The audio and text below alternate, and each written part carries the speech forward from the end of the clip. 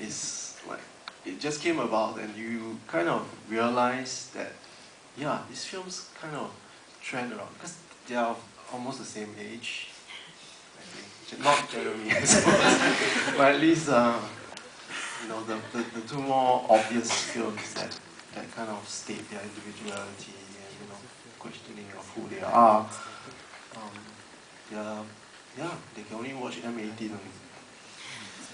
So it's actually after programming, and I've actually laid it out, um, that I realized, hey, you know, there's this trend, so-called. We leave it to the scholars, like there's any out there. Any other questions?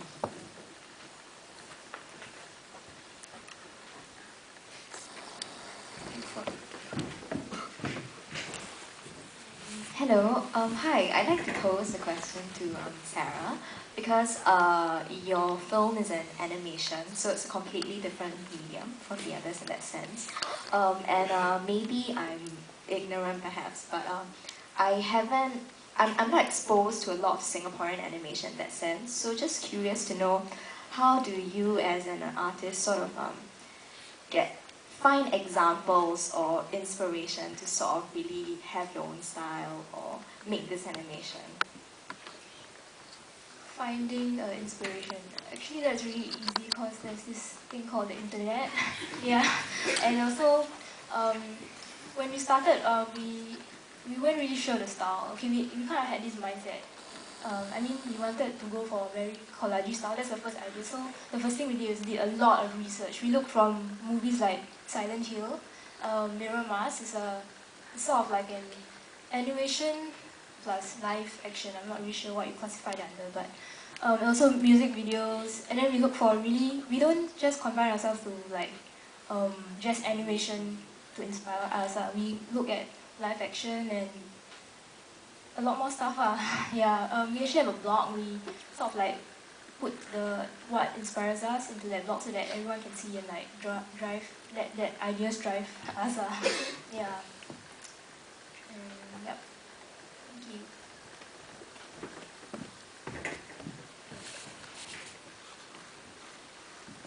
Jeremy, just curious. Your film was commissioned to represent something, for the men's choir thing, right? So, but it kind of stands alone as its own film as well. And just how much of it is like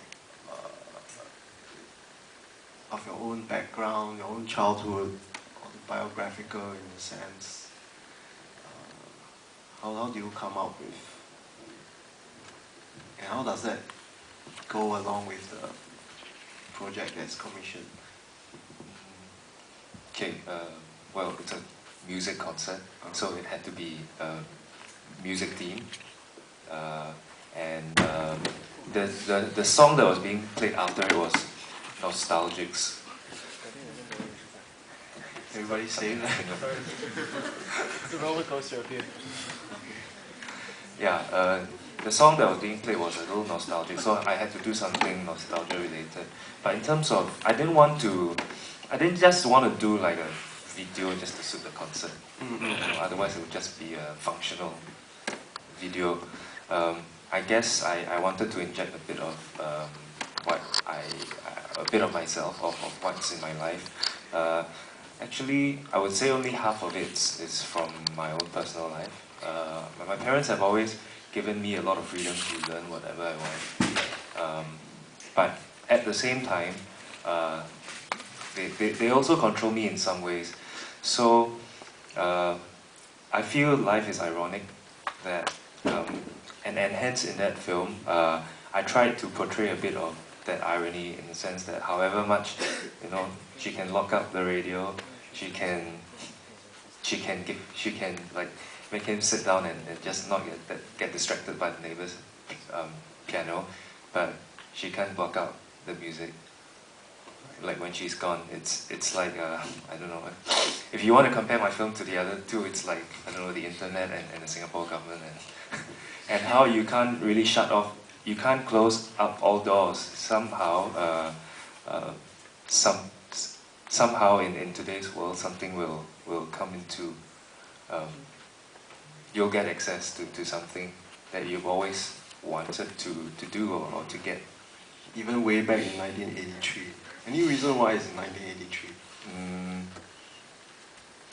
That's where I can honestly put in some facets from my personal life into it. Yeah. It's also for the purpose of the film on stage when during the concert. Oh, okay. Yeah, it's easier for them to kind of register the fact that it's a flashback. Yeah. Anybody has any questions?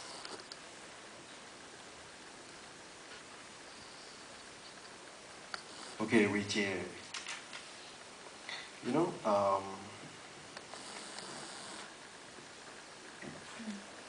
don't know whether you can answer this for Matt, but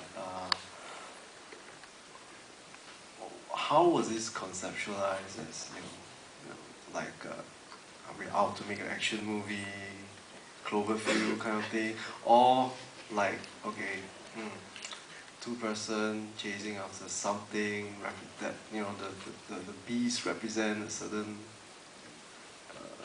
human nature, sexual urges, and they're out to capture it, destroy it. When they conceptualize the story, how is it like? Which way did it go? I wouldn't want to put words into Matt's mouth, but from what I remember, like when being in classes with him, was that he wanted to make an out-and-out like action movie, and yeah, because he loves James Bond, he loves 24, he loves out-and-out action movies and TV. So I think that it wasn't that there isn't a story, but it was more like he wanted to try to shoot an action movie with the limited resources that we had to see how far he could go.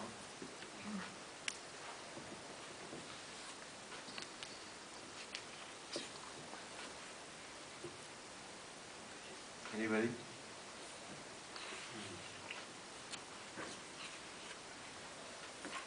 Martin. Okay. Yes, we enjoyed the film a lot. I think, at least for me. So, yeah, tell us more about how you, who gave you the idea to start this story and how you go from there. With your limited resources, you have limited resources. Yes. So, how do you overcome that and present the story? Yeah, I guess like all films like deal with like budget, like constraints and stuff like that. So and like Dreaming Castle was no different because like since it was a school project and like the budget for it wasn't really very big, and it's quite stupid because like when it started out we didn't have a camera, like we had to wait like a few months for it and stuff like that. So I think everything we received we were like super cherished it. And then tried to like expand connections very badly, like getting lighting from some place and then getting actors from church and stuff like that. And trying to pull together all these things while balancing studies at the same time. I think that was probably the hardest issue. But I think it was kind of cool because the whole concept of that and the current JC2 life that I was living, it was like fueling inspiration. So like the more stress I had, then got more ideas, that kind of thing. So it was like case in point. It was exactly the thing I needed at that time. So yeah. And Filmmaking is therapy. I'd like to say something about Martin's film. Sure. I've learned something today watching your film. I feel that many of us adults or adultists, as we grow up, we forget, we lose so much of that child's perspective in us. I find like your final scenes where you had Kester, right, doing all that funny things. It's like a home video style, right? There was a lot of spontaneity and very fresh like ideas there that I find it so hard to think about because I've been so schooled into the working life and all that, and I find that the key to creating these things is to really think like a child again.